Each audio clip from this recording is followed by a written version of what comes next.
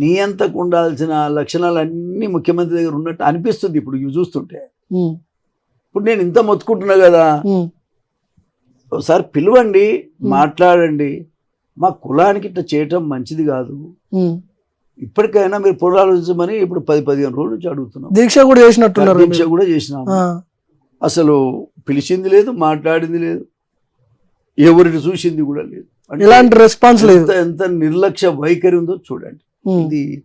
ఇది ఏ రకంగా ఆయన నాయకత్వానికి మంచిది. మరి మేము అందరం ఓట్లేసింది ఎందుకు మాదిగలంతా ఓట్లేశారు, ఎందుకు గౌళ్ళంతా ఓటు చేశారు, ఎందుకు గొల్ల కుర్మలంతా ఓటేశారు, ఎందుకు పద్మశాలంతా ఓటేశారు, ఎందుకు కాపులు ఓటేశారు, ఎందుకు వేశారు?